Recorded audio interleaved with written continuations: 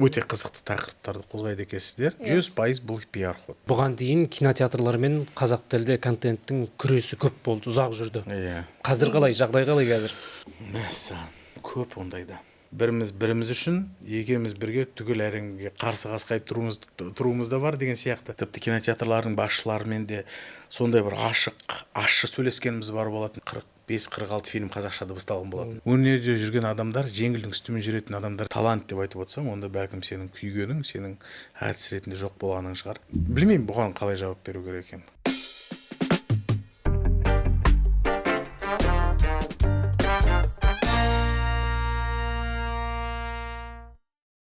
Баршаңызға ассалаумағалейкум. Назарларыңызда Леп подкаст. Әдеттегідей мен Арнат Дүйсен және менің қасымда очаровательная Даяна Тоқберген. Және біздің бүгінгі спикеріміз Шахмұрат Ордабаев, актер, кино актері, театр актері және Серпер жастар сыйлығының иегері, ең бастысы дубляж режиссері. Қош келдіңіз. Қош көрдік. Рахмет. Сіздердің қамзолдарыңызға қарап қызығып отыр. Мен де үйдегі бір әдемі қазақ қамзол киіп келуім керек еді деп. Бірден жарнамадан бастаймыз ба? Сөйтейікші. Қайдан алдыңыздар маған? Алкум.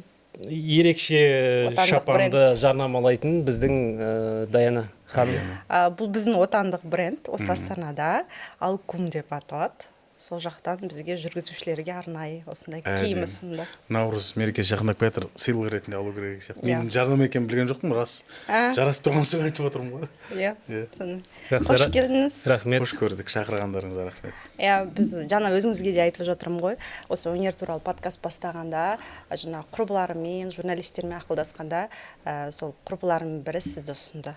Осы дубляжға еңбек сіңіріп жүрген бүкіл әлемдік премьераларда көрсетіліп жатқан кино болсын, мультфильм болсын, қазақ тілінде сөйлетуге атсалысып жүрген азамат деп айтты. Рахмет келгеніңізге.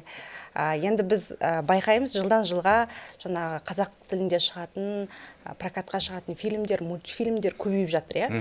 Бұл уақыт талабы ма, әлде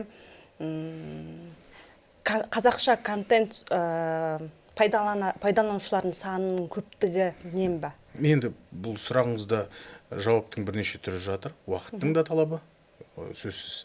Өйткені бәрі де, былайша айтқанда, жаһандану кезеңінде ғой барлық медиа құралдардың барлығы. Сондықтан кинотеатр форматы ең үлкен медиа холстарының бірі ретінде бұл жерде де тілге деген, қазақ тілінде деген контентке сұраныстың көбеюі ол анық. Өйткені біз енді бағымызға қарай шығар.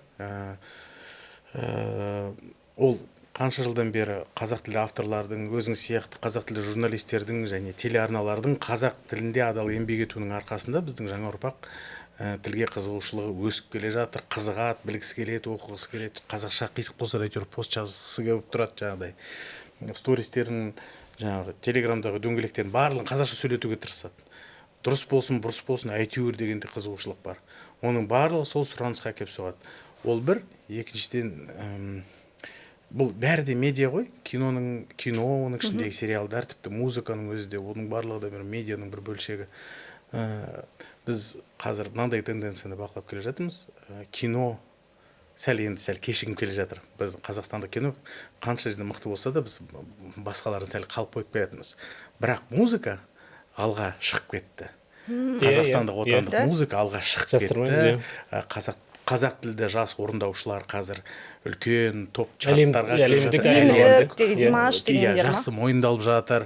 Жаңағыдай атақ былай тұрсын, көрерменнің жаңағы көзайымын айналып, шетелдіктер көп тамашалайды, көп көреді. Бірақ сөйте тұра олар өз контентін қазақша жасайды. Демек қазақ тілді олар танымал болады. Қазақ тілді олар заманауи керемет құрал ретінде көрсете біледі. Оған тағы жастар қызығады. Оны көреді, одан кейін неге мен қазақ тілді киноны көрмеске, неге мен қазақстандық киноны көрмеске, неге қазақша дыбысталған киноны көрмеске деген ойлар туғызады. Неке сол әнші әріптестеріміздің арқасында да бұл сұраныс бар. Бұл өзімнің бақылап келе жатқан нәрсем негізінде. Мен есімде осыдан бір 5-6 жыл бұрын ғой деймін. Қазақша мультфильмдер енді қазақша дубляждалып жатқан кезде кәдімгідей үлкен бір үрдіс пайда болды. қазақша мультфильмдерге бару тренд пайда болды десек болады. Фейсбукташы арнайы журналистердің көбісі жазатын қазақша мультфильмге барайық, балаларды обязательно қазақшаға барайық, талап етейік деген сондай тенденция көп бір жылдар мен болды. сол журналистиканың күшіне қатты сенген жылым болды. 2022 жылы аватар фильмінің екінші бөлімін жасайтын болдық, аватар су жолы. Сол кезде мен жаңағы журналист таныстарыма салмайын ба, мынаны таратуға көмектесіңіздер деп. Сөйтсе журналистердің өзі 1000 журналист деген бір тобы бар екен. Қазақ журналистері осы жерде ата кетейін, оның ішінде мен де бармын. Даяна да бар. Сол ақпараттың барлығы салынды. Маған хабар арнасында жұмыс істейтін әріптестерім, таныстарым солар көмектесті. Сонда бір ғана бір-екі журналистің қолымен қолдан қолға тарайтын көмек сияқты ғой. Бәрібір ұстасып көмектесіп кеткендей болды. Өйткені сол бір сәтте аватар туралы бір қысқа уақыттың ішінде, бір аптаның ішінде ғана фильм прокаттан түсейін деп тұрды. Қазақша жобасы түсейін деп тұрды, көрермен аз баратындықтан. Журналистер көмектесіп, шулатып, танымал адамдардың барлығы қосылып, келіңіздер, барлығымыз бірге тамашалайық деп, жаңағыдай 22 жылы шыққан танымал хит қазақ тілінде де шулап кеткен. Бірақ ол бұны бастамасы деуде дұрыс емес, өйткені негізі 2011 жылдан бері фильмдер қазақшаға дыбысталып келеді. Сол кездегі, былайша айтқанда, элита қолдарынан келгенше неше түрлі демеушілердің күшімен көп Диснейдің туындыларын дыбыстады. Сол 22 жылға дейін шамамен 45-46 фильм қазақша дыбысталған болатын. Оның ішінде Дисней бар, Сони бар, Тимур Бекмамбетовтың бір космонавтар туралы фильм бар. Сондай сияқты бір қатар фильмдер дыбысталған. Бірақ бұл енді спонсорлық жоба болғандықтан, таза коммерциялық жоба болмағандықтан, оның жарнама жағы кішкене әлсіздеу болды. Ол анық, және сол ең бір өкінішке қарай бір басты ұтылыстардың бірі болды да. Нағыз, былайша айтқанда, провал. Өйткені жарнама арқылы ғана көрермен оны таниды. Бірақ енді ол кезде дәл сондай сұраныста болмаған шығар. Десе де сол кісілер кезінде бастады. Мен 2015 жылы сол кісілердің қатарына қосылып осы дубляжбен айналысып келем. Ол кезден бері қарай кәдімгідей прогрессті сезініп келеміз.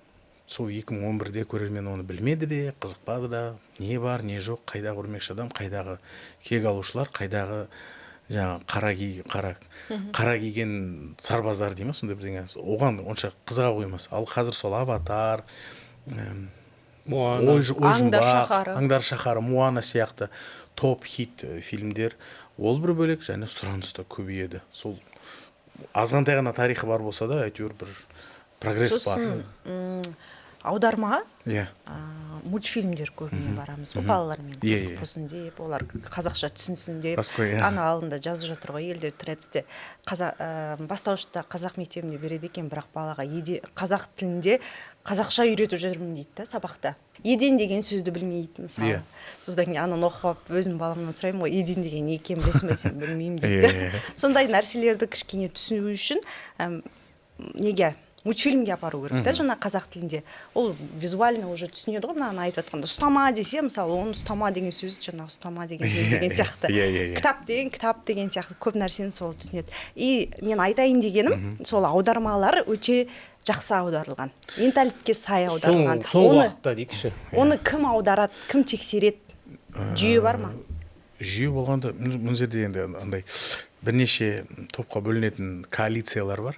Бірі былай айтады, бірі тіл мамандары көбіне келіспейді бұндай ауызекі тілмен. Тіл мамандары көбіне ауызекі тіл күшті. Сол өтімдірек болатын сияқты, сол ауызекі тіл кейбір фильмде қолданылады, кейбір фильмде тіпті біз жаңағыдай классикалық формаға да кетуіміз мүмкін. Сонда жаңағы тіл мамандарының келіспейтін тұстар бар. Бұлай айтылмайды. Қазақ тілінде бұндай сөз жоқ. Орфоэпияда боватыр, келватыр деген сияқты сөздер қолдану мүмкін емес, бұл қателік деген сияқты. Бірақ менің бұған қарапайым жай оңай жауабым бар. Дубляж жасау деген ол міндетті түрде 100% сауатты қазақша аудару емес. Ол фильмнің желісіне байланысты. Фильмнің желісінде сізде жаңағыдай патшалар мен оның уәзірлері тұрса, олар әрине сауатты сөйлейді, дұрыс па? Ал көшедегі жаңағы жарлылар, ешқандай жағдай жоқ, бір қарақшылар сөйлейтін болса, оның қарақшының қай бір жөнді білімі бар дейсіз, ол өз деңгейінде сөйлейді ғой. Сондықтан тіл әртүрлі, киноның ішінде былай да сөйлейді, былай да сөйлейді. Кейіпкерге қарай. Иә, кейіпкерге қарай, көркемдік желісіне қарай. Сондықтан оның үстіне оны көретін бала болғандықтан балаға түсінікті қылып аудару керек қой. Әдеби тілді бала білмейді да ғой былайша айтқанда. Әдеби норма көп қой енді.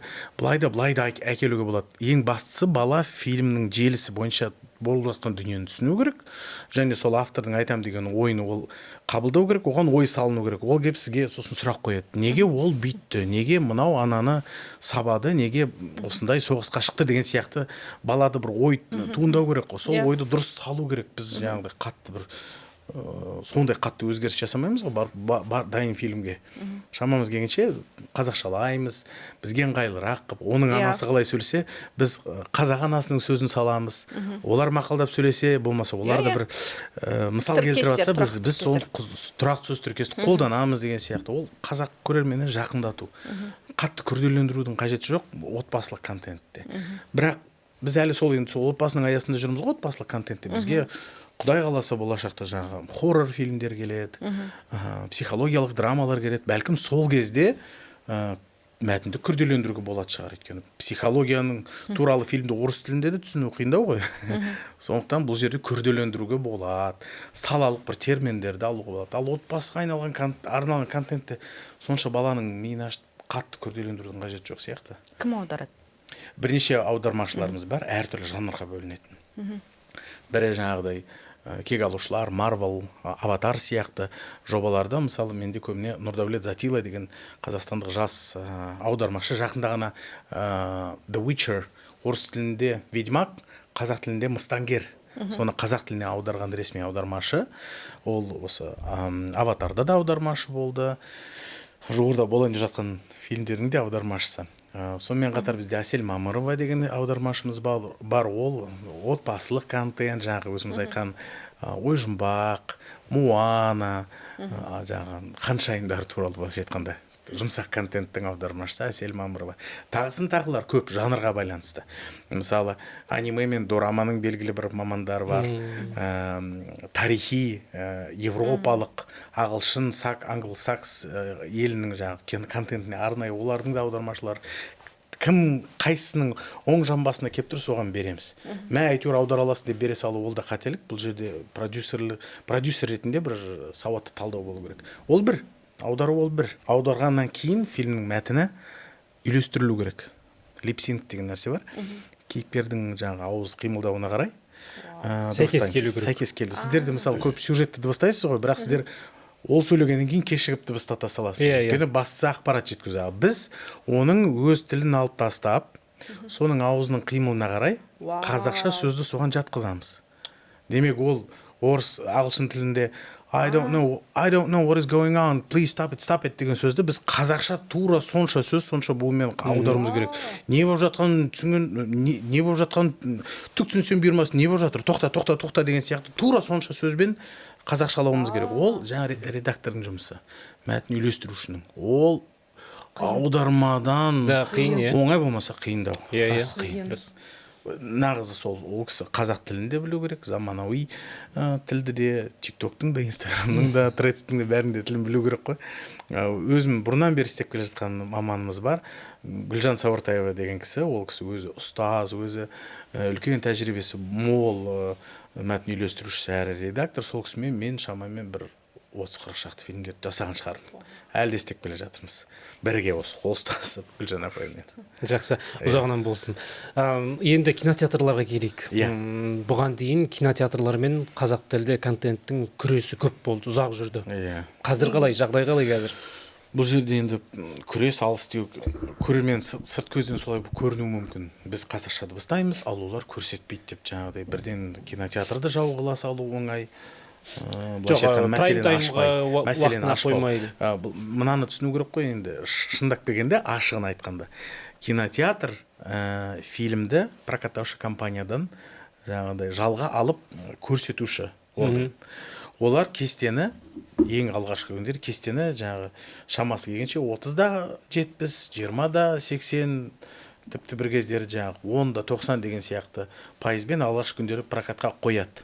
Сол сұранысқа байланысты, алғашқы күндердің сұранысына байланысты келесі күндердің жаңағы прокат жоспары да құрылады. Сол ең алғаш біз енді көрерменді ешқашан көрерменге наряд салу, көрерменге ренжу дұрыс емес, бірақ шындап келгенде алғашқы премьераның күндері осы Баса көктеп кинотеатрға кіріп келетініміз аздау. Ондай қатты көп емес. Сол қазақша ғана сөйлесек те, отбасымызбен түгел қазақша сөйлесек те, қазақшасынан өтіп кетіп орысшасын таңдайтынымыз бар. Ондайдың талай өзім куәсі болдым. Үлкен отбасы, осы Веном деген фильмді қазақша дыбыстаған кезде әйеліммен тұрдым, көрші кассада жаңағы әкесі, анасы, 2-3 баласы және үлкен апа. Сол Веномды көруге келіпті. Орысшасында орын жоқ деді. Біз айттық, неке қазақшасында орын бар, келіп көріңіз деді. Мен емес, әйелім айтты, мен ұялдым. Біздің жұмыс деп. Бізге бір-біріне қарады, иә деді де, сол бет кетіп қалды. Билетті алмады, қазақшасын таңдамады. Неліктен? Бәлкім сол бір қазақша дубляж әлі де үнді сериалдарының форматына қалып қойған шығар, қызық емес, бір дауыспен дыбыстай салады шығар деген бір жаңағыдай ой қалыптасып қалады бар. Соның кесірінен де таңдамайды, сондықтан көрермендерді кінәлау дұрыс емес. Бірақ кинотеатр шын мәнінде әділетсіз емес деп. Иә, оларда бір қазақша болмасын десе, олар тіпті де қазақшасын сатып алмас еді, жалға алмас еді. Не үшін олар сол үшін ақша жұмсайды? Қазақшасын сатып алады, оған жалға алу үшін де ақша төлеу керек. Сатып алады, қазақшасын қояды орысшасымен бірге. Сол қазақшасының өзіне зал толмағандықтан олар сеанс санын азайтады. Ол біздің ғана практика емес, бұл әлемдік практика. Көрермен аз келсе, біз барамыз деп Тредсте шулаймыз, Инстаграмда шулаймыз, барайық, көтерейік деп. Сол барайық деп тұрған 100 адамның ар жағында бармай тұрған 5000 адам бар. Сол проблема болып тұрады да. Және әрине ол 100 адам шырылдайды. Бұл әділетсіздік, тілге деген жаңағыдай осындай қиянат жасалынып жатыр деп. Мен ол кісілердің де жандарын, жүрегін түсінемін, өйткені дубляж қазақ тілде жүргеніме қанша болды. Бірақ ар жағында 5000 адам қосылмайынша, бұл 100 адамның сөзі әншейін сондай бір ашулы сөздер болып қалып қояды. Ұрандап қалып қалады. Иә, өкініштісі осы. Сондықтан әлі де мен не үшін осы подкасттарға қатысам? Біріншіден, мен қазақ тілді подкасттар көбірек болса екен деймін. Екіншіден, мейлінше көрерменге жетсе екен. Сіздің оқырмандарыңыз да мына жігіттің айтқаны қызық сияқты, барып көрейік деп сондай бір ой келсе, осы көрген мысалы қанша оқырманыңыз бар, миллион болсын, сол миллионның 10-ы болмаса 100-і қызық екен барып көрейін десе, бекер, біздің бүгінгі отырысымыз бекер емес демек. Айналып келгенде қазақ тілі өзімізге ғана керек қой. Сол, бізден басқа ешкімге керек емес. Ол Диснейге де, шет елдерге де, көршілес мемлекет, бізден басқа ешкімге керек емес. Сондықтан бұл анық осы. Ал кинотеатр судан таза болып тұрмыз онда? Олар жоқ, олардың да қателігі бар, әрине. Мен бүгін кинотеатрды кінәлі қылып шығарып деп отырсың ба? Негізінде алғашыда мен де сондай бір түсініспеушілік болды. Тіпті кинотеатрлардың басшыларымен де сондай бір ашық сөйлескеніміз бар болатын. Неге қазақ тілін қолдамайсыз? Сіз неге шаңыраққа қарамайсыз? Еліміз Қазақстан, тіліміз қазақ тілі. Неғып сіз басқа тілдің дәрежесін, қазақ тілін қойып басқа тілдің дәрежесін көтересіз деген сұраққа мынадай бір жауап естіген бір кездері. Менің қарамағымда бәленше әйел, бәленше еркек, бәленше студент, бәленше зейнеткер қызмет етеді. Бұлардың ақысы, бұлардың премиясы ай сайын үстем ақысы. Осының барлығы тікелей біздің табысқа байланысты. Мен орысшаның барлығын тоқтатып қойып, қазір құрғас ақшаны қойсам, мен арендамды төлей алмаймын, көтеріліп жатқан салықты да төлей алмай қалам. Оның үстіне мына адамдар да үстем ақысыз қалады. Кім төлейді сол кезде? Сіз қазақ тілі кітабын таратып бересіз бе оларға? Әлде олар үйге балаларына тамақ алып бере ме деген бір ауыз жауап болды. Сол кезде тілімді жұттым. Әрине, бәрібір де ішім қайнап тұрса да, бұл айтқан ой маған жетті. Қанша дегенмен кинотеатр деген жеке кәсіп. Ол да өз күнін көріп жатыр. Ол жерде қызмет етіп жүрген адамдардың ешқандай жазығы жоқ. Оларды бір сұмдық бір ақшаның астында батып жатыр деп айту қиын, өйткені қазір барлығы онлайн кинотеатрға ауысып жатыр ғой. Netflix, Кинопоиск солардың кесірінен карантиннен кейін әсіресе кинотеатрға бару азайды. Бұрынғыдай дәстүр кішкене азайып келе жатыр. Әсіресе жаңа ұрпақ, зумер дейміз ғой. Олар енді көбіне үйде компьютермен, ноутбукпен, планшетпен көре беру оларға ыңғайлырақ. Кинопоискқа шыққан күтейік деп жүргендер де бар. Гуглға шыққан күтейік деген бар. Ол мен үшін ауыр тақырып, қарақшылық дегенді қабылдай алмай. Сондықтан кинотеатрды бір жола жау қылу қиындау, бірақ оларға да менің бір реніштерім бар. шетелдік кино былай тұрсын, қазақстандық киноның жаңағыдай сәл бір қысым көріп жатқанының көп куәсі болдым. Таныс продюсерлерім де айтады, кинотеатрлар фильм шықпас бұрын жарнамаға, сенің жаңағы фильмнің афишасы ілінуіне, басқасына салынатын ақша бар, соған қосымша ақша төлейді екен. Кинотеатрлар сондай бір қосымша ақша алады екен. Және байғұс жаңағыдай өз бар күш қабілетін, кредитін, үйін барлығын салып жатқан продюсерлердің кәдімгідей үлкен пайызын жұлып алып жеп қояды екен деген сияқты. Сондықтан о жағынан енді сәл ішім күйеді. Жас тамаша авторлардың бір қолын, бір белін жазып, бір рахаттанып кино түсіре алмайтыны. Тіпті бір кино түсіріп аш қалған адамдар да бар ғой. Ол да бекер емес мысалы. Сондықтан қазір 100% бір қолдап кеткен жоқ менде кинотеатрда. Кинотеатрдың ішіне келсем, менің әлі де қынжылтатын нәрсе, мынаның барлығы орысша жазылған, мәзірлері орысша, қазақша сұрақ қойсаң орысша жауап береді. Сөз жоқ, ол туралы қазір дау көп болып жатыр ғой. Орысша сөйлеген адамды жұмыстан шығарып жіберу деген. Ол үйту тым артықтау шығар, бірақ десе де қызметке адамды алған кезде, таңдаған кезде, интервью болған кезде, сол кезде қазақша сөйлей алса, плюс 100% бізге осындай адам керек деп сөйтіп тыңдауға да болады ғой. Өйткені кинотеатрға кім келеді? Қалалықтар да келеді, региондардан да келеді, облыстардан. Сондықтан олар жан-жақты дайын болу керек. Орысша, ағылшынша сұрасам мысалы, жауап береді ғой ағылшынша. Қисалаңдар қалынса да жауап береді. Жүгіріп барып бір ағылшынша сөйлейтін адамды тауып әкеліп береді. Қазақша сөйлесең бетіңе қарайып, қасқайып қарап тұрады. Орысша сөйлей аласың ғой, сөйле дегендей. Ондай бір сәттер бар.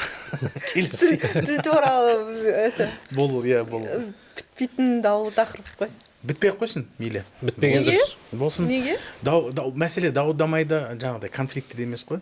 Талқылауында, яғни адамдар бұны ойлайды, алаңдайды ол үшін. Жақсы ғой, болсын. Жақсы. Дубляж актерларына керек. Көбіне оларды танымал актерлар дыбыстайды. Жалпы қандай критерий қойыласыздар? Бір актер бірнеше кейіпкерді бірден алып шыққан дұрыс па? Немесе жалпы топ Қазақстандағы дәл қазіргі топ 3 дубляж актерін айтайықшы. Одан бұрын танымал адамдарды, танымал актерларды таңдау себебі ол пиар ход па? Қайсысына бірінші жауап берейін? Бірінші қалай таңдайсыздар? Қызың жол жіңішке. Сұрағыңызға жауап берейін. Әрине бұл пиар ход. 100% бұл пиар ход. Біз еріккеннен жаңағыдай танымал әншілерді шақыру емес. Бірінші кезекте әрине олардың оқырманы. Сол оқырман арқылы, жазылушы оқырмандары арқылы фильм қазақ тілінде шығып жатыр деп жеткізу. Сізге келген себебім де сол, оларды шақыруымыз да сол. Әрине, сөйте тұра біз енді бәленбай миллион подписчигі бар, екі сөздің басын қосылмайтын қазақты шақырмаймыз. Соның ішінде, солардың ішінде тәуірі, тілі таза, өнерге жақын, сахнаны, киноны танитын адамдар шақыруға тырысамыз. Әйтеуір былайша екі оттың ортасында жүгіріп жүрміз ғой, дұрысын, керегін таңдайық деп, артық кетіп қалмайық, таза бір жаңағыдай тілі шорқақ блогер болып кетпесін деген сияқты. Бұл амал. Бұл амалдың жоқ, былайша айтқанда басқа амалдың жоқтығынан пайда болған дүние. Бұл кәдімгідей продюсерлік құрал. Сондықтан оны көрермен дұрыс түсінеді деп ойлаймын. Ең бастысы бұл жағдайда фильмге зиян келтірмеу. Және көрермен өзінің сүйікті әртісін тыңдап қуанып қалса, ол тіпті жақсы. Ол бір. Екіншіден, сіздің сұрағыңызға әртістерді таңдау критерийесі негізінде өте оңай. Кино саласында, жалпы орындаушылық саласында жүрген адам үшін түсіну оңай. Кейіпкердің өзінің биосы бар бізде. Не қылған кейіпкері, оның жасы, оның биографиясы. Қалай келді бұл оқиғаға? Кәдімгі фильмді өндірушілерден арнайы creative letter деген хат келеді, шығармашылық хат. Сонда барлығы баяндап түсіндірілген. Оның туған жерінен бастап, не жақсы көреді, не болмаса да, бәрін түсіндіреді. Басты кейіпкермен көзқарасы қандай, анасына деген көзқарасы қандай, барлығын сипаттап түсіндіреді. Ол бір. Екіншіден, енді оның дауыс ерекшелігін тыңдайсың, оның дауысы жіңішке ме, жоқ әлде жуан ба, оның жасы, дыбыстаушы әртістің жасы кейіпкердің жасына сай болу керек, актерлық, былайша айтқанда қырлары дұрыс болу керек. Осындай бір талаптар ғана. Және бұл талап өзгеру мүмкін тек бірнеше жағдай. Басқа бір жағдайда ол музыкалық кино болатын болса. Музыкалық кино болатын болса, басты кейіпкерді дыбыстайтын әртіс сонымен қатар кейіпкер сияқты ән айту керек. тура сондай ән айту керек, болмаса біз жаңағыдай анда-санда ранкинг жасаймыз, яғни дыбыстайтын адам бір, әнді айтатын басқа. Мысалы Моанада бізде Құралай Өтепова деген қарындасымыз сол Моананың өзін дыбыстады, ал әнін Назима орындап берді қазақ тілінде. Кәдімгі өзіміздің Назима. Ол қазақша тәп-тәуір ән айтады, бірақ кейіпкерді қазақша дыбыстауға кішкене қорқыңқырады, жүрексінді ол. Негізі тәп-тәуір сөйлейді, бірақ өзі қорықты. Сондықтан жаңа актрисаны шақырдық, соның даусына ұқсас. Сөйтіп анда-санда жаңағыдай қосып тұрамыз шамамыз келгенше. Бірақ негізінде өзі ойнап, өзі ары қарай ән айтып кететін болса, ол керемет. Жарқынай қанайымыз Жарқынай сөйтті. Болды ғой, иә? Ақшақарда. Ақшақар, аты шулы Ақшақар бар ма? Ақшақар. Snow White, Белоснежка. Осы Қазір есіме түспей тұр. Оны қыздары барлар көреді. Ұлдары бар көрмесе сияқты. ол 2025-тің ең әлсіз фильмдерінің бірі болып есептелді. Кассалық жиналымы жағынан Диснейдің бір классикасын қайта шығару. Бірақ біз үшін біз оны ойлаған жоқпыз. Біздің жаңағы мақсатымыз фильмді қазақша жақсы дыбыстау. сапалы. Соны актриса ретінде Жарқынай дыбыстады, сөйтіп түгел Ақшақардың әндерін де орындап шықты. Бұл біз үшін ұлтыс мысалы. Бұл бір үлкен жеңіс болды. Осы Топ 3 актердің ішінде топ кіреді ғой. 3 актер. Жоқ, өзіңіздің жеке пікіріңіз топ 3. Осылай айту қиын. Бәрі де мықты. Жоқ, олай емес. Былай ғой. Бұл штанга көтеру емес қой. Бұл рөл орындау. Рөлдер әртүрлі ғой, кейіпкер де әртүрлі. Менің өзімнің жеке тобым бар, жұмыс істегенде маған ыңғайлы деген. Кім? Дәурен Серғазин. Театр актері, кино актері, кинорежиссері, продюсер. Спектакль қояды ғой демей бітті, иә. Ол менің дубляж актерім, сүйікті актерлерінің бірі. Онымен біз Аладдинді де, Арыстан патшадағы Тимонды да, Аладдиндегі жынды да дыбыстадық. Не керек әйтеуір? Әмбебап. Ән айту, ойнау, билеу, бақыт құшағында да екеуміз жаңағыдай партнер болдық, сондықтан оны қайда салсаң да қолынан бәрі келеді әйтеуір. Отқа салса жанбайды, суға салса батпайды. Топ 3 десеңіз, сол топ 3-тің бірі ол Дәурен Серғазин. Сосын? Екіншісі, енді көп адам таниды, танымайды білмеймін. Дәуренмен бірге сол жастар театрында жұмыс істейді жас актриса. Жастар театрының актрисасы Назерке Серікболова.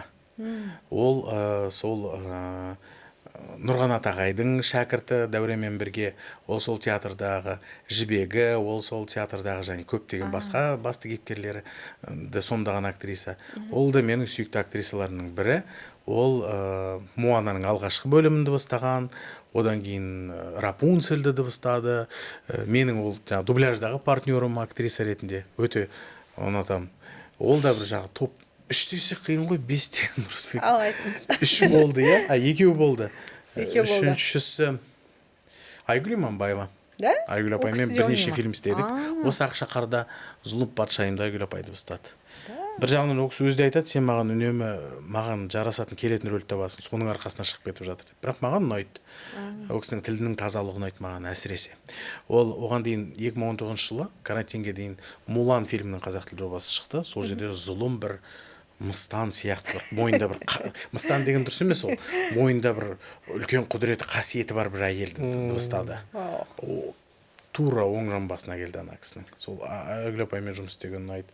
Сосын өзім ұстазым бар, Айнұр Бермұхамбетова. Ол кісі де театр актрисасы, кино актрисасы, маған дубляжды үйреткен сол кісі. Ол кісі де тура Дәурен сияқты асып түспесе, әнді де айтады. Кемпір болса кемпір, бала болса бала, жас келіншек болса бәрін де салады. Көзін жұмып қойып, жартылай шала ұйықтап отырып жаза береді ол кісі. Қолынан бәрі келеді. 5-шісі қалды ма? 5-шісі ол да Дәуренмен бірге театрда жұмыс істейді. Онда 6 болып кетті, тағы бір қосып кетті. Ол да сол жастар театрының актриса Шехназа Қызыханова. Және соңғы көп жобаларыма қатысып жүрген Әуезов театрының актері Қуаныш Бейсағали деген актер бар. Өте мен үшін жаңа дубляждағы жаңа дауыс, жаңа геройлардың бірі. Мен үшін бір жаңалық, иә. Көп, 6 деген одан да көп негіз, бәрі бар. Бәрін айтып тұрсаңшы, жүзге ең жеткізіп. Көп. Алдағы жобаларда жұмыс істейтін адамдар саны азайып қалмасын деп отқаны ғой енді. Жоқ, балалары бар мысалы, үлкен апалары бар, мысалы өзім ұнататын апайлардың бірі Тынышкүл апай, Сұлтанбердиева Мүсірепов театрының актрисасы, жақында жаңа неде құдай неме еді, ой, дәстүр 2-де түскен кісі, жоқ, нөмір 37-ге түскен актриса, сол жаңа Тынышкүл апай. Сол кісі менің жаңа бір жобамды керемет рөлді бастады. Одан бөлек Лило мен Стич жобасында Лилонды бастаған кішкентай қарындасымыз бар, Айзере Беркінбай деген. Өзі бізді іздеп тауып, өзі кастингке қатысып, басты рөлдік сол кастингте өтіп, басты рөлді бас аяқ сомдап шыққан актриса. Көрдіңіз бе? Болар бала демекші, өзі іздеп тапты, өзі жасады. Сондай бір Нешеде? қателеспесем, 10-да ма 11-де ма? Вау. Түгел үлкен бас аяқ фильмді бастап шығу, ол тіпті ересек адамның да қолынан келе бермейді. Соның бәрін айта бергім келеді, мысалы. Сондай қарындасымыз бар. Иә. Жақсы. Актерлардың бәрін түгендесек, қазір подкастымыздың уақыты Иә, болады сияқты. Жеке өмірге келейік. Описание жазып қоямыз. Иә. Жеке өмірге келейік. Бір басыңда жеті өнерден аса қабілетің бар. Актер, режиссер, театр актері, кино актері. Бұның бәрін бірге, әншілік те бар. Бұның бәрін бірге алып жүру қиын емес па? Ол сіздің ата-анаңыз да осы өнер саласында әншілер болған кісі, Иә. Оның бәрі талант па? Әлде тәртіп па? Талант деген бір не ғой андай. Талант деп айту, өзің талант туралы айтып отырсаң, өзің бойындағы бір қабілетің туралы талант деп айтып отырсаң, онда бәлкім сенің күйгенің, сенің әртіс ретінде жоқ болғаның шығар. Менің ойымша бұл сөзсіз ол жаңағыдай әкемнен, анамнан дарыған бір қабілет шығар, бар шығар. Бірақ сөйте тұра ол сол орта. Мысалы әкем мен анам, Ордабаев, Сайлаубек, Мұқатов, Отаркүл деген кісілер, екеуі де Торғай өңірінде Өзбекәлі Жәнібеков атамыздың көмегімен, сол кісінің бастамасымен ашылған фольклорлы этнографиялық шертер деген ансамбльдің негізін қалаушылар. Сондықтан мен бала кезден сол ансамбльде жүріп ақ, қасында сол ансамбльдің баласы ретінде өз қазақ халық композиторлерін, қазақтың халық әндерін тыңдап өскен баламын да, ол бір арнайы оқу болмаса да оқу болғандай болды. Бала кезден оны жаттап аласыз. Сондықтан ол да әсер етеді, мамандық таңдау. Сондықтан мұның барлығы айнала, орта. Өйткені менің естігенім сол, көргенім сахна, әртістердің орындауы. Әншілердің балалары да әнші болып кетеді, актерлардың балалары да актер болып кетеді деген ғой. Сондықтан біз сөйтіп айтатын балалардың ішінде бұл талант, менің әкемнен дарған талант деген адамның барлығы ол далбаса, мұның барлығы орта. Сол ортада өскеннің арқасында адам соған жақынырақ болады. Ол анық. Сондықтан бұл сөз жоқ, бір дарған бір қабілет болса, соған қоса 100% ол жаңағыдай орта. Ал одан ары қарай оны мамандық қылсаң, ол жаңа өзіңіз айтқандай, ол дисциплина, тәртіп. Өйткені онсыз болмайды білім алу. Білім ордасына түстім, ұстазым үлкен театр актрисасы, кино актрисасы Лейла Бекназар, театр және кино актрисасы, сол кісінің шеберханасынан шыққан актермін. Келінжанда апайдың рөлін сомдаған. Судья. Иә, ана жүрегі. Судья болып ойнады. Иә. Еңбек сіңірген қайраткер. Ал ондай үлкен мықтылардың алдына барып мен таланттымын деп еркелеп жүргеннен түк шықпайды, олар кәдімгідей әскердегідей тәрбиелейді ғой. Жаңа сұрадыңыз, қиын ба деп. Егер ол ондай қызық болмағанда, ол қиын болмас еді. Егер бұл жасап жүрген дүниенің барлығы ондай қызық болмаса, онда оның қиын болғаннан ештеңе шықпас еді. Әрине бұның барлығы қызық, бұл біздің өмір болып кеткендіктен қиын болсын, қуана істейсің. Көп адам салыстырады ғой, мысалы, өнерде жүргендер сендер жаңағыдай, енді көп шындап келгенде көп ортада өнерде жүрген адамдар жеңілдің үстімен жүретін адамдар деген ой қалыптасады. Бұлар әншілер. Бір ән жазады, тойда жүре береді деген ой ғой. Той тойлатып, сендердің жүрген жерің той. Қазір сондай бір жаман ой қалыптасып қалған сияқты. Өнер адамы десе, тек қана әншіні ғана айтамыз да, өнер адамы деп. Ал оның ар жағында қаламгерлер, жазушылар, сыншылар, өнертанушылар, суретшілер, мүсіншілер, оның барлығы қайда жатыр. Олар үндемейтін өнер қызметкерлер. Декоратордың өзі де өнер ғой. Иә, сондықтан мұның барлығы қиын, оңай деу білмеймін бұған қалай жауап беру керек екен. Қиын оңай деу. Бұл қызық та. Сүйіктісіңіз ғой. Сүйікті Сүйіктісіңіз болса, ол Өзі- қиындығы да білінбеуі мүмкін. Бұл театр өнері жалпы Ресейден келген дүние ғой. Сол ресейліктер көбіне театрда жұмыс істеймін деп айтпайды. Қызмет. Олар көбіне служу дейді. Яғни не работаю, а служу. Яғни сен театр арқылы көрерменнің құлысың. Слуга, көрерменге қызмет ету, көрерменнің қызметші, көрерменнің былайша айтқанда малайсың. Сахнаға шыққанда сен көрерменге ғана қызмет етесің. Көңілінен шығу керек. Иә, көңілінен шығу. Көрерменнің алдында 2-3 сағат бойы өзіңе жат, өзіңе таныс емес, өзіңнің табиғатыңа қарама-қайшы дүниені жасайсың. Иә. Сен өзің 21 ғасырдың Астанада тұратын азамат емес, сен Абай мен 19 Құнанбайдың кезеңіндегі біреу болып жүресің мысалы. Ол мүлде басқа дүние ғой, сол көрерменге қызмет ету. Сондықтан, иә, оның барлығы да көрермен үшін жасалып жатқан дүние ғой. Көрерменсіз ешқандай әртіс болмайды. Сондықтан бұл сүйікті іс болғандықтан бұл рақат. Бұл қуаныш. Күшті. Және бағымызға қарай бұл соңғы бір 20 жылдың ішінде өз-өзіңді асырай алатындай іске айналды. Бұрындар мысалы қазір менмен деп жүрген мықты аға апаларымыз осыдан бір 20-25 жыл бұрын өте аз жалақыға өте көп қызмет еткен кісілер ғой. Қазір қайта жағдай өзгерді, кино түсіріліп жатыр. Иә, олар миллиард жинап жатыр.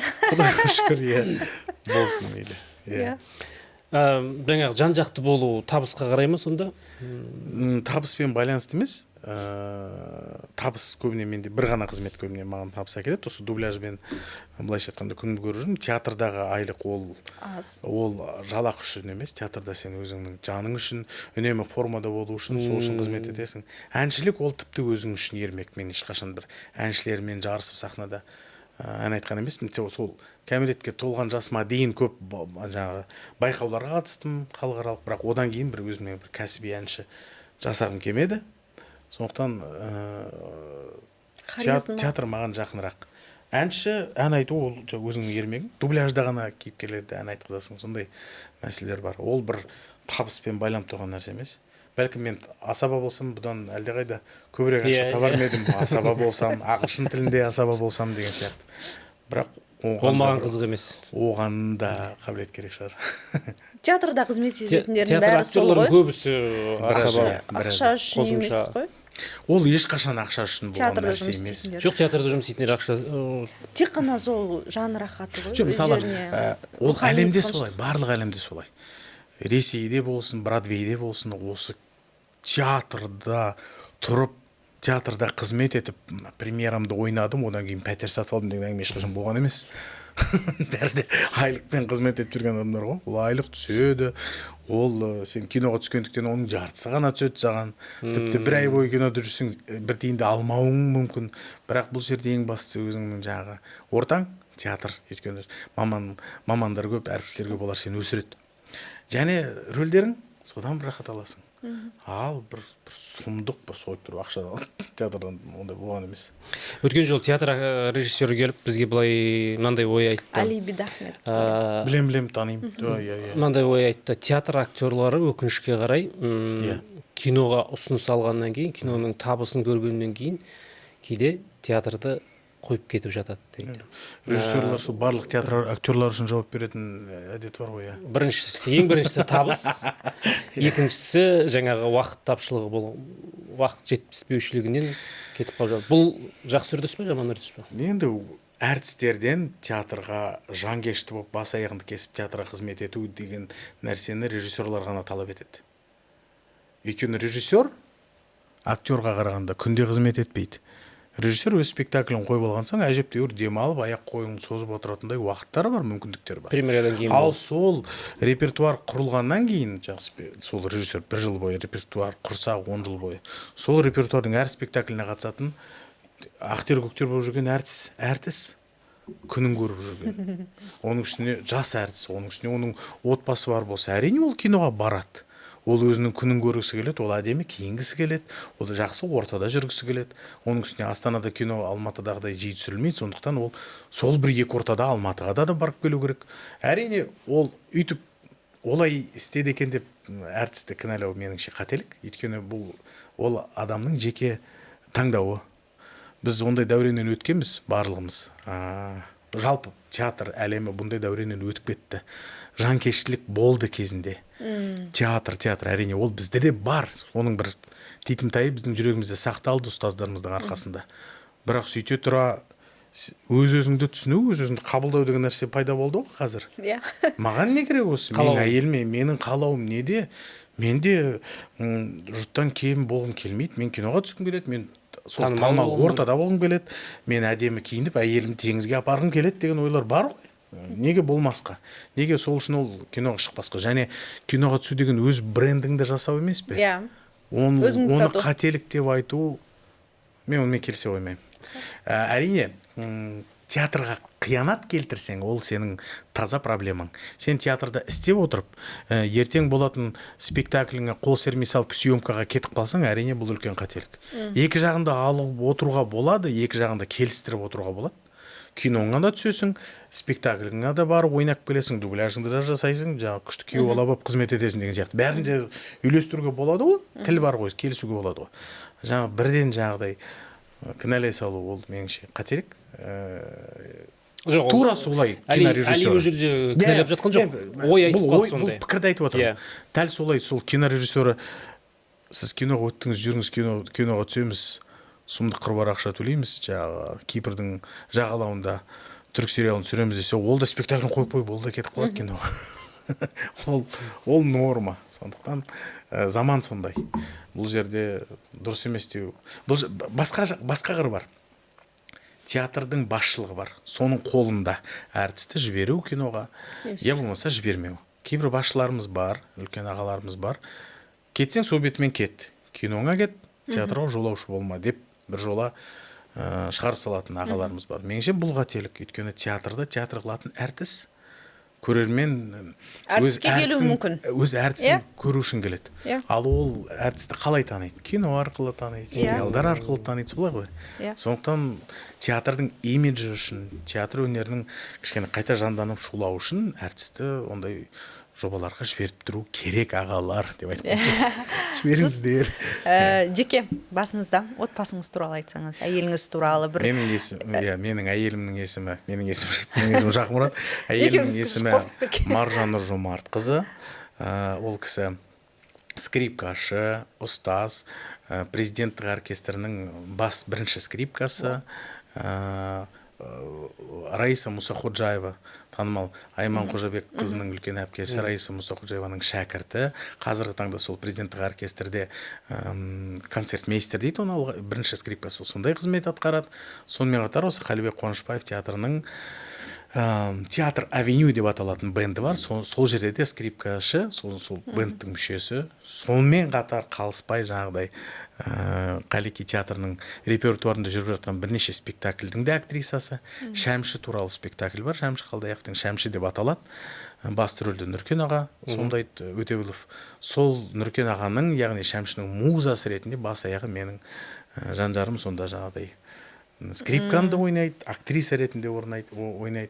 Сонымен қатар Баян сұлу қозы көрпеш деген спектакль бар бізде. Баян сұлу деп басталады. Сол спектакльде де бір аллегориялық кейіпкерді сомдайды.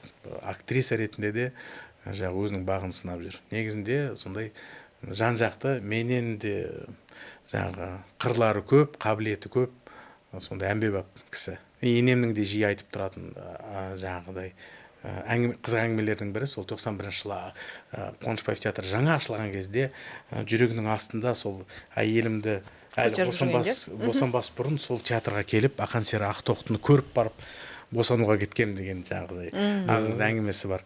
Театрда кездестік Қуанышбаев театрында, ол да мен де 2010-нан бері сол Қалеки театрында қызмет етеміз, бірақ ол оркестрде қызмет етті, театрның оркестрінде, мен жаңағы әртістердің арасында. Сол жаңағы сәлемімізден басқа нәрсе болмады. Сәлеметсіз бе. Бірақ уақыт өте келе жақынырақ танысып, жаңағы ортақ тақырыптарымыз пайда болды. Ортақ бірге оқыған, ол да оқыған, мен де оқыған бір кітап болды. Соның арқасында жаңағыдай жалғасып кетті. Сана биігінде жолықты. Әртүрлі, одан кейін жаңағы ортақ бірге бірлесіп жасаған спектакльдеріміз болды. сөйтіп менің бағыма қарай сол кісі маған бет бұрды, маған бүйтіп жүзін маған қарай қарады, былайша айтқанда. Сондықтан сондай жан жарым бар. Менің ең қатал сыншым, менің сөйте тұра менің ең мықты мотиваторым, менің энергетикалық жыламай-ақ қой, бұл жерде жыламай-ақ қой. Кешірерсіз, жыламасқа болмай тұр. Сағынып отырмын осы тұрғанда. Эмоционалдық спонсорым, жалпы тірегім. Менің өз уақыт өте келе көп адам каблук деген әңгімені бастайды ғой. Бірақ негізінде уақыт өте келе ең жақын досың, ең жақын серігің ол сенің жарың болады екен. Рас. Соған мен де қосыламын. Мына болды беріп отырмын, қолым жетпей жатыр. Сіз мені түсініп отырсыз. Мен сіздерден де сол вайпты сезіп отырмын. Тура біздер де сондай. Біз осы подкасттан келген соң қазір біз 3-4 сағат төсекте жатып бұл туралы әңгімелесеміз. Вау. Бізде әр спикерді жазып болғаннан кейін Абсолютно. Біздер де сол. Ол неге очкин шеше бердім. Сондықтан мен оны сұрап жатқаным, Инстаграмды қарадым ғой сіздердің. Сіздерде сондай бір күшті вайб сезіледі, еркіндік сезіледі, шынымен де сен әйелсің, сен еркексің деп жаңағы баяғыдай емес. Бір әдемі достықтың, әдемі бір ықыластың сондай көрінеді да, шынымен де. Ол мен үшін грин флаг, мен ол үшін грин флаг. Біріміз үшін, екеуміз бірге түгел әріңге қарсы қасқайып тұруымыз да бар деген сияқты. Әйтеуір барлығы да бірге шешіледі, барлығы ақылдасу арқылы, үй жұмысын барлығын көмектесесіз ба? Әрине, түгел қолымнан келгенше. Тіпті кейбір астарды мен ғана дайындаймын деген сияқты. Қонақ шақырғанда ет асуымен өзім айналсам. Қамыр емес па? Жоқ, қазір құдайға шүкір жаңағыдай дайындары бар. Бірақ қолда тимейді десең де, әйтеуір етті таңдау, оны асу, сонымен айналсам, анда-санда пастаны өзім дайындаймын деген сияқты. Көп болыпты мен тамақ істемегелі. Әйелім оның да қолынан бәрі келеді, бірақ ол да менен де кем болмаса асып кетеді оның жұмысы. Сондықтан көп жағдайда қонақ келетін күні жаңағыдай халатымызды алып, дайындайтынымызды дайындап, ол қонақ келмес бұрын 1 сағат алдын ғана келіп қалатын уақыт болды. Ол кезге қарай жаңағы мен салатты да турап қоясың, етті де салып қоясың деген сияқты. Green flag. Онда тұрған түк те жоқ. Мен өзім жаңағыдай әкем, анам және жалғыз бауырым, үйде 2 ұлмыз. Қыз тек анамыз. Сонда әкем айтатын, анамыз жалғыз қыз. Сондықтан қызмет ету керек, көмектесу керек. Біз сондықтан ағам да мен де бала кезден үй жинауды да, кір жууды да, тамақ пісіруді білеміз. Ешқандай жаңағыдай жатып алып сеніп алған әпкеміз де, жеңгеміз де болған емес, өзіміз. Анам да қызметкер. Өмір бақи театр директоры, ансамбль директоры болды. Ол да үйде отыратын кісі емес. Сондықтан біз ондайға бейімделгендіктен дайын болдық былайша. Отбасынан басталады бәрі қарап. Кейін біздің ұлдарымыздың әйеліне кәдімгідей өйстіп айтып отырсыз ба? Повезло екен ғой. Ол не ғой, модель дейді ғой. Әкемнің анаммен мысалы бір-бірімен қарым-қатынасын, солардың бір-бірімен сөйлеуін көріп отырып, сен соның көшірмесін жасайсың үйде. Үйде не көрдің, соны былайша өзіңнің семьяңа, өзің отбасыңа алып келесің. Ұяда не көрсе ешқандай. Сондықтан сол болар бәлкім. Жаңағыдай айтқан орта сияқты ғой, бағана айтқан. Отбасы туралы айтып қалдық, енді қандай дәстүр бар отбасыларыңызда? Белгілі бір дәстүр бар ма? Көп. Негізі жалпы мамандар, психологтар болсын, осыны көп айтады. Отбасылық дәстүр болу керек деп. Отбасылық дәстүр болмаса құру керек. Жоқ, дәстүр бар, әртүрлі. Бірі таза қаражатқа байланысты нәрселер бар. Екіншісі бір-бірімізді еркелету. Бір-бірімізге тосын сый жасау. Жылына кем дегенде 2 рет теңіз көру деген сияқты. Сонда махр туралы әңгіме болды емес пе мешітте? Сол кезде мен де онша түсіне қоймаймын ғой деймін. Сен не істейсің жұбайыңа дегенде менің айтқаным әлемдегі барлық теңізді көрсеткім келеді дедім. Өте жоқ, сен оған жағдай материальный бірдеңе беруің керек. Менің айтып жатқаным қызығырақ емес пе десем, жоқ, сен оның қалағанын әперуің керек дейді. Мен не әперемін саған, не керек десем, білмеймін, өзімде тұрған жоқпын дейді. Әйтеуір алқа дедік пе, бірден сөйтіп құтыла салдық. Бірақ менің айтқан алдағы ойым оған қарағанда қызығырақ және маңыздырақ болғандай болды. Сөйтіп ақырын жылдан жылға кішкене теңіздерді аралап келе жатқан жайымыз бар. Ол бір дәстүріміз, қаржылық дәстүріміз бар. Сосын одан бөлек жаңағыдай тосын сый жасау. Ол алдын ала жоспарланған тосын сый болу керек. Ол тосын сыйды дұрыс таңдау үшін біз бір бірімізді жақсы тануымыз керек. Оған шын мәнінде не керек, ол шын мәнінде не нәрсеге қызығады. Дәл қазір нені қалап тұр оның жүрегі. Соны түсіну керек. Онсыз тосын сыйдың ешқандай мәні жоқ. Өзің ұнаған нәрсені алғаннан оған не болады деген. Тосын сый болмай қалады. Қайдағы тосын сый ол? Өзің үшін тосын сый, оның жағы реакциясын көру үшін ғана сияқты.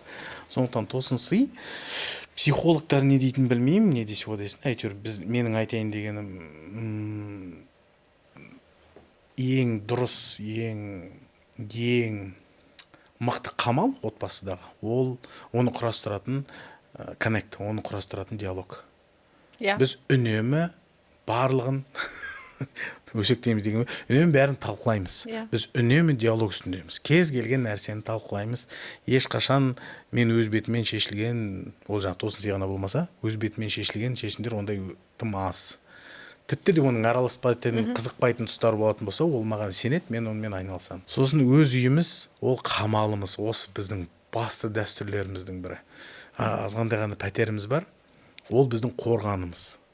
Сол жағы күрделі жұмыстан кейін, әртүрлі қиын процесстерден кейін үйге келіп, қонақ емес, туыс емес, өзіміздің көңілімізді аулау. Үйге келіп, үйдегі жиһаз бізге қызмет ету керек, үйдегі жаңағы тоңазытқыштағы тамақ, морозильниктегі ет, жаңағы соғым, оның барлығы бірінші кезекте бізге ғана қызмет ету керек. Одан кейін барып біз әжептәуір жаңағы есімізді жиған соң қонағымыз да келеді. Жаңағыдай қайын жұртта, өз жұртымда бәрі де келеді. Оларға да жаңағыдай біз мәз болсақ, менің әйелімнің көңілі жақсы болса, олар туысқандарыма да жақсы. Маған да жақсы, оның да туысқандарына жақсы. Ал ол болмайынша жаңағыдай ораза екен деп, ауызашар екен деп, наурыз екен деп, жаңа жыл екен деп жарысып дастархан жайғаннан түк шықпайды. Ол өзіміздің жанымызда, жүрегімізде бір дастархан сау болып тұру керек та. Шаңырағымызда, үйдің тыныштығы да, ол шашылып тұрса да мейлі.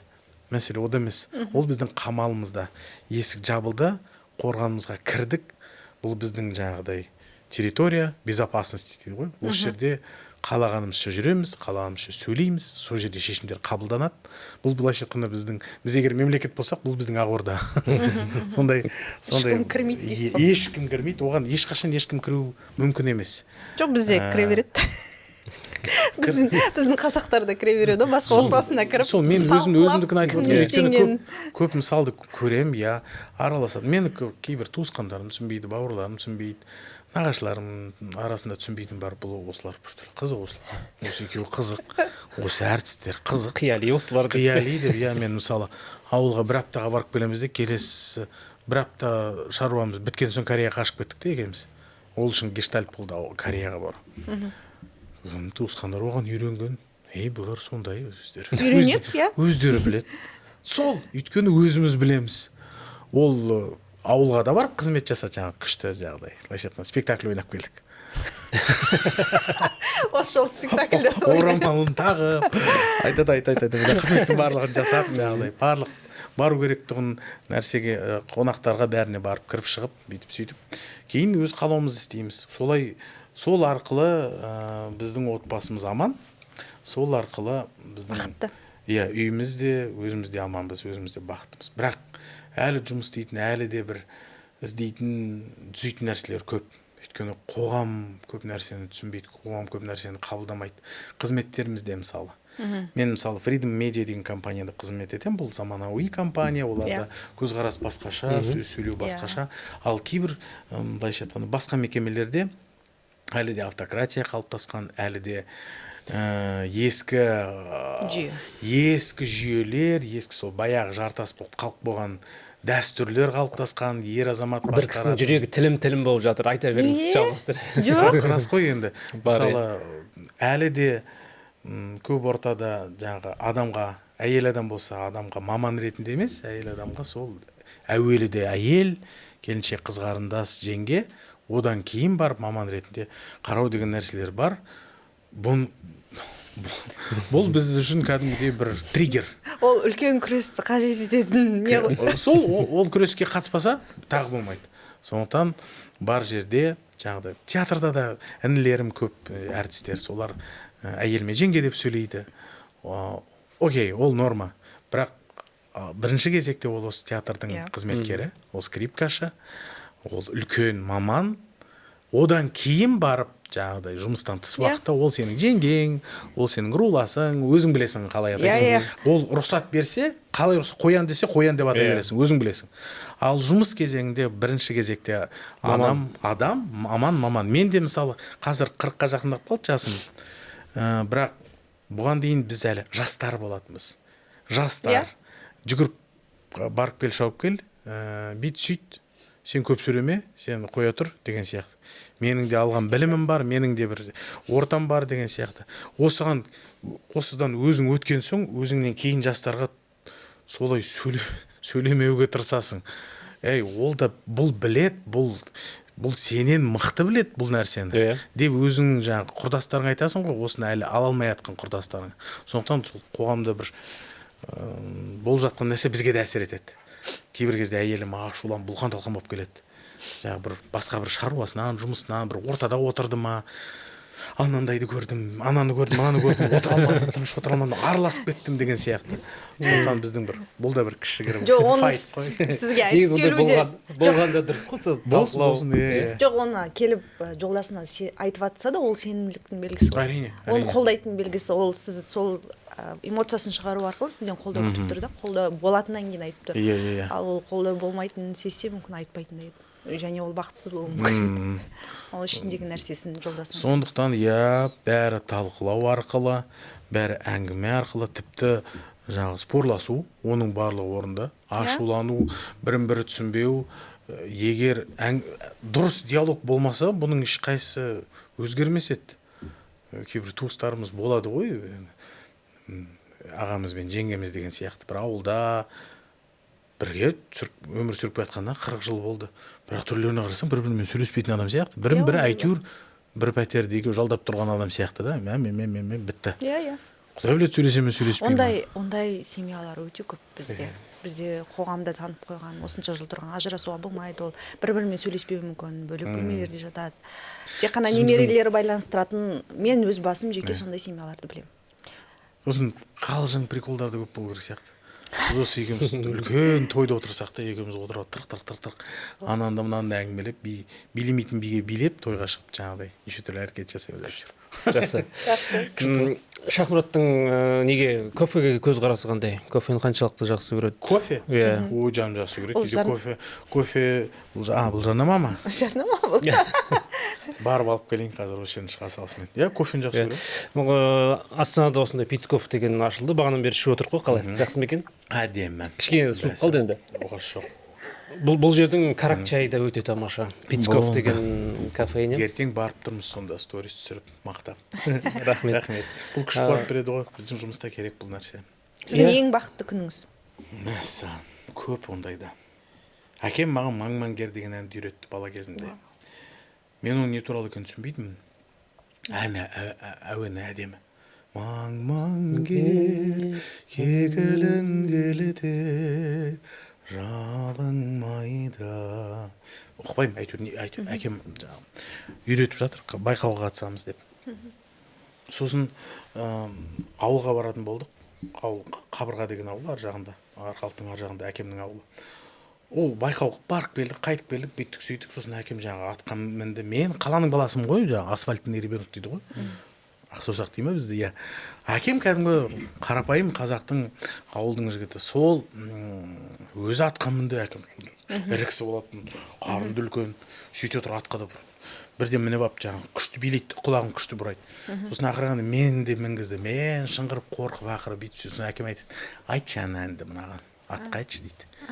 Мен білмеймін оның тіпті маңмаңгердің атқа арналғанын да білмеймін, өзінің жағы арғымағына арнағайын қайдан білейін. Айт деген соң айта бастадым. Тек қатты айтпа деді, шошып кетеді. Ақырын айта бастады деді. секіріп ақырын айтып едім, ана жануар өзімен өзі ақырын ғана аялдап қана жүре бастады. Мен шошимын, жануарға мініп көрмеген адам. Сосын ақырын жүрді. Мен соған азғантай ғана жүргенге мәз болдым. Өйткені басында кішкене ашуланып тұрған, менің шошқанымнан үркідім екен. Сосын сәл ғана бүйтіп жүрді, тоқтады. Мен одан түстім.